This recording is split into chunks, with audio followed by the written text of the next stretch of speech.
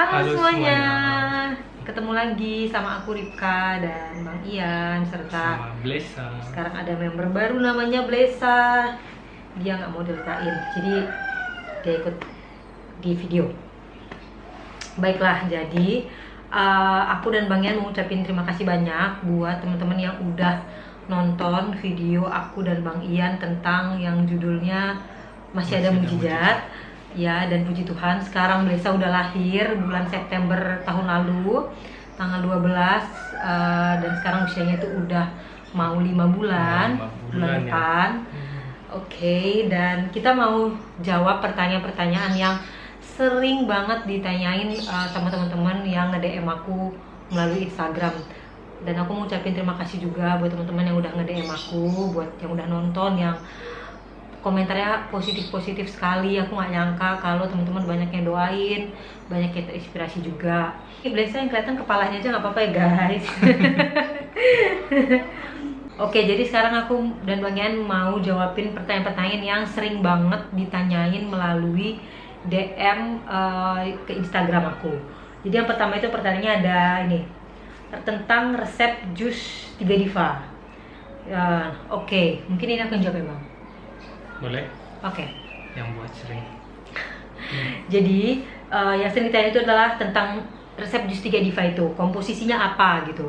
Jadi kalau komposisinya sendiri yang aku buat, yang kita minum selama ini adalah isinya dari 2 wortel, 2 apel malang, dan 2 tomat. Kalau untuk ukurannya sih kita sebenarnya nggak pernah ditimbang atau nggak pernah yang harus besar banget atau kecil banget, nggak, pokoknya yang sedang-sedang aja.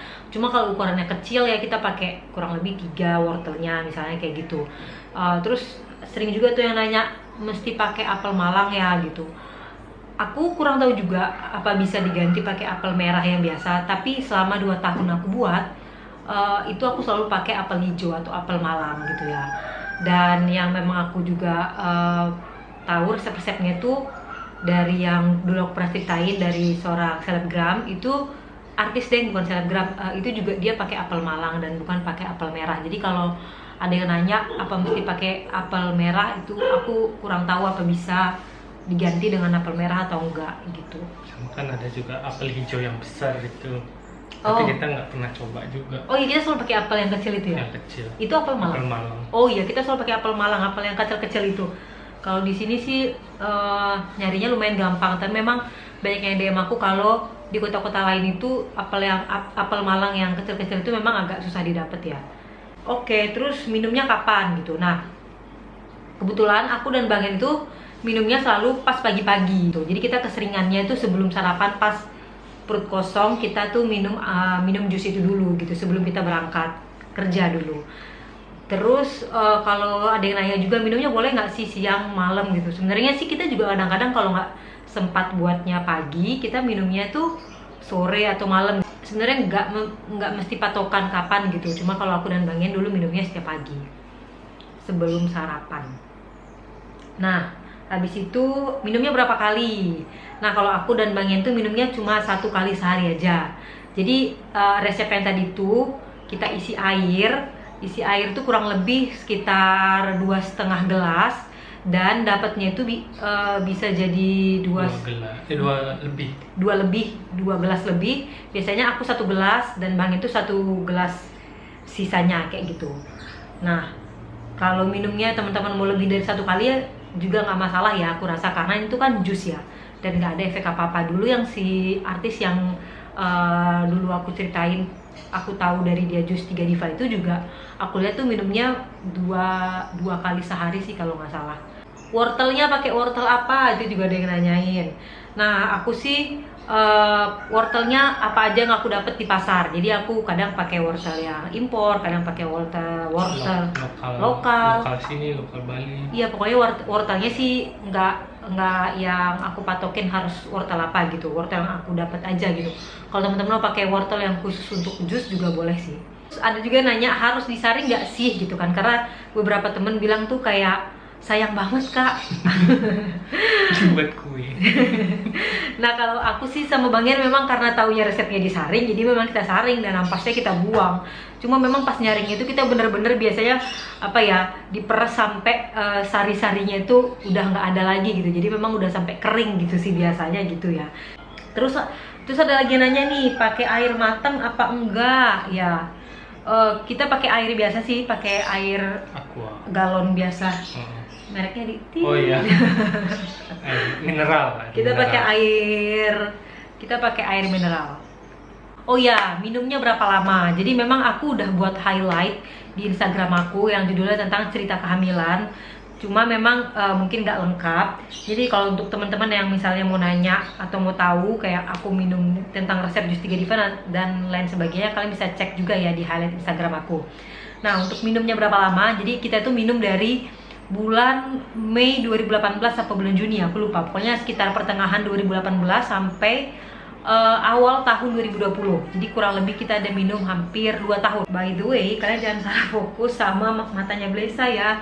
Tadi pagi tuh dia digigit semut matanya. Jadi sekarang mata kanannya sedikit bengkak.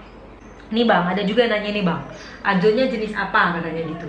Iya, jadi kalau menurutku sih lebih kayak kesumbatan sih kayaknya Bang. Karena Bang Ian itu terakhir kita cek itu juga ada varikokel. Dan waktu itu memang kayak kata Bang Ian tadi, kita nggak dijelasin ini ajonya jenis apa. Cuma memang kita ada tes hormon dan waktu itu hasil tesnya FSH-nya itu normal. Dan apa namanya, kita setelah tahu hasilnya ajo memang kita stop untuk berobat karena waktu itu dokter cuma bilang ini azo dan sarannya dokter waktu itu operasi, mau dilihat ada sumbatan apa enggak. Kalau memang ada sumbatan mungkin masih bisa dioperasi, tapi kalau memang nggak ada sumbatan berarti yang bermasalah itu dari pabriknya gitu kan. Nah tapi waktu itu kita putuskan untuk nggak operasi, jadi itu belum ketahuan sih waktu itu Bang Ian itu karena sumbatan atau memang dari pabriknya yang tidak memproduksi sperma kayak gitu. Pertanyaan selanjutnya tentang minum apa sih selain Jus 3 Diva kayak gitu.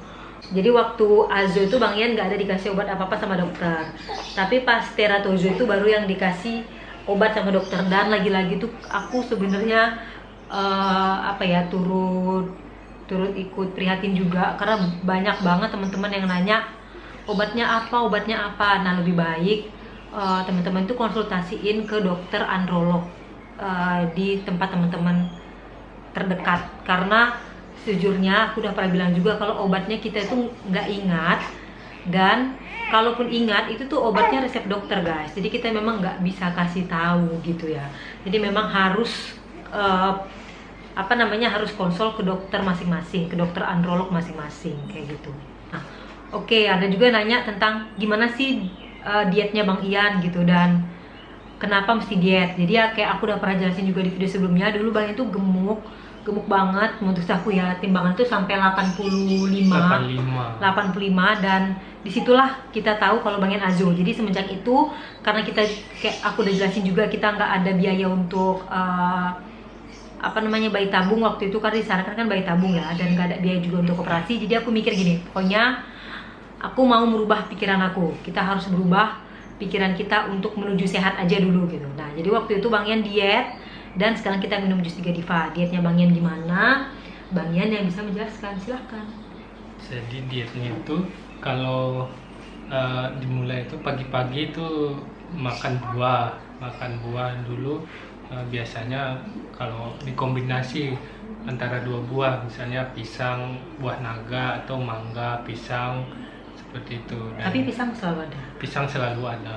Siangnya makan nasi dari beras merah kayak gitu. Dan lauknya juga lauk yang kita jarang pakai santan dulu. Jadi lebih banyak goreng-gorengan juga nggak terlalu ya. Iya. Goreng-gorengan di sini maksudnya kayak bikin gorengan kayak bakwan, risol, tahu gitu-gitu sih guys. Dan rebusan selalu ada, sayur seperti itu. Dan malam itu juga jarang makan nasi, jadi lebih sering makan buah lagi. Kadang-kadang ya sekali-sekali ada makan yang lain seperti itu, misalnya tak kayak bakso atau apa, tapi nggak sering. minum-minuman yang kemasan hampir tidak pernah, paling hitungan jari lah itu. Dan jajan di luar jarang, paling kalau beli apapun cuman beli roti itu pun paling satu kayak gitu, satu yang kecil kayak gitu. Menjalaninya sih awalnya berat sih, berganti dari makanan beras putih ke beras merah. Beras merah itu kan rasanya nggak ada sama sekali, itu ya cepat kenyang lah karena malas ngunyah sih. Tapi ya ampuh juga jadinya, seperti itu. Iya, seperti itu guys. Jadi memang aku lebih ke masak sendiri ya, dan kita tuh jadi lumayan jarang untuk beli makanan di luar dan makan makanan kemasan atau minum minuman yang kemasan gitu.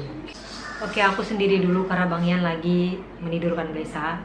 Jadi di video sebelumnya aku udah jelasin tentang aku juga punya kista. Nah, ada yang nanya kista aku tuh jenis apa. Jadi kista aku itu adalah kista endometriosis. Ini ada 2 pertanyaan terakhir yang sering ditanyain juga tentang, Kak, berapa sih biaya ke dokter androlog dan biaya tes sperma? Jadi guys, kalau untuk di sini aku rada lupa sih, tapi kayaknya kurang lebih kalau biaya konsul itu ke dokter 200.000, itu belum obat dan belum biaya tes spermanya. Cuma masing-masing rumah sakit itu biasanya berbeda. Ada juga yang nanya, Kak, tolong banget dong kasih tahu obatnya apa, karena tempat aku tinggal itu jauh banget sama dokter androlog.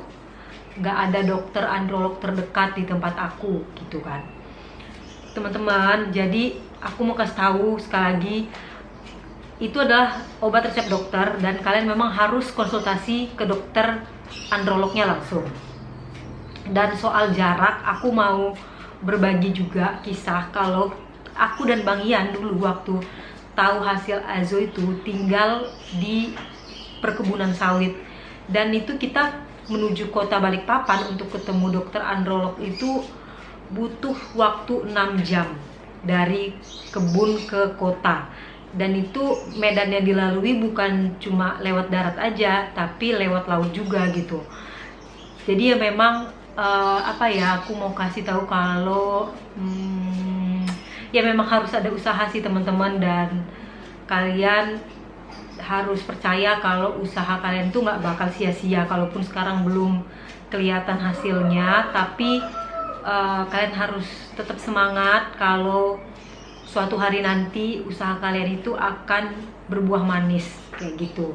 Makanya kayak aku selalu nggak bisa jawab untuk teman-teman yang nanya obatnya apa, terus biayanya berapa, itu karena memang range harga itu bisa berbeda-beda ya guys di setiap rumah sakit.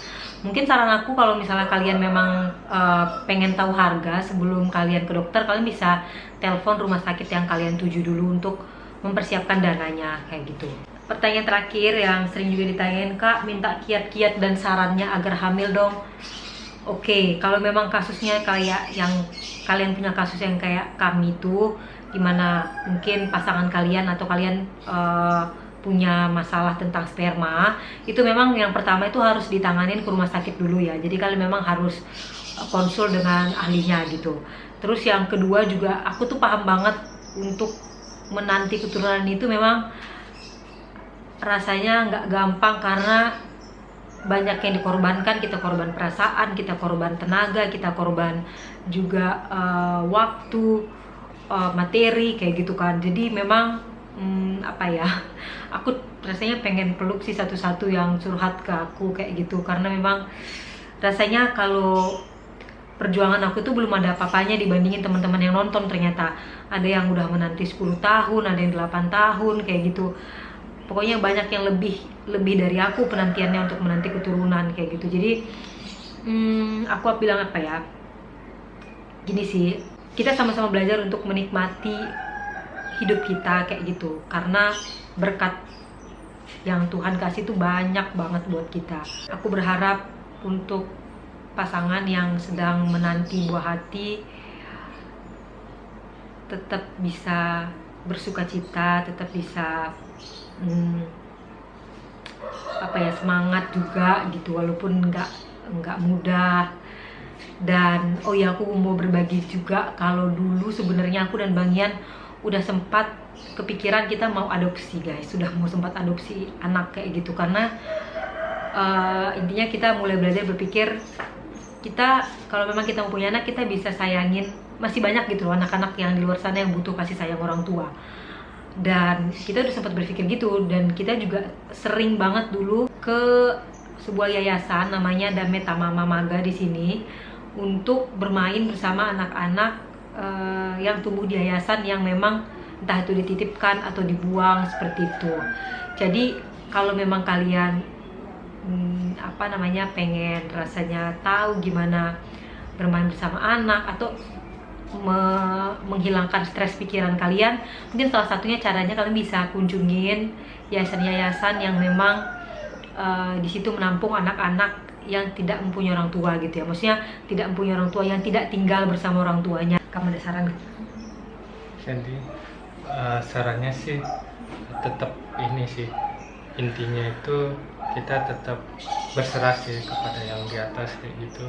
Jadi semua tahapan-tahapan memang nggak mudah sih menghadapinya, apalagi menantikan keturunan, melihat orang-orang di sekitar kita sudah memiliki anak kayak gitu, dan mendapat omongan kayak gitu. Dan ya sebisa mungkin kita bisa mengatur pola pikir kita gitu, dan terus berdoa minta yang terbaik selalu. Iya, yang terbaik, benar. Dan pasti ya kalau memang diizinkan segera akan dapat segera keturunan seperti itu. Jadi tetap semangat, dan ya pasti setiap ada masalah pasti ada solusinya ya. Gitu. Iya sih, benar. Ya gitu deh, gitu ya saran dari kita. Dan makasih semuanya ya yang udah nonton, yang udah DM aku, yang udah kasih komen-komen yang baik. Aku tuh berharap juga teman-teman dapat yang terbaik yang Bang Ian bilang tadi. Untuk teman-teman, aku yakin kalau doa teman-teman, semangat teman-teman itu gak akan sia-sia, semuanya pasti akan berbuah manis nanti pada waktunya gitu. Peluk online, peluk virtual untuk teman-teman semuanya yang sedang berjuang ya. Oke, sekian aja video dari kita kali ini. Sampai ketemu lagi di video kami selanjutnya. Bye. Dadah.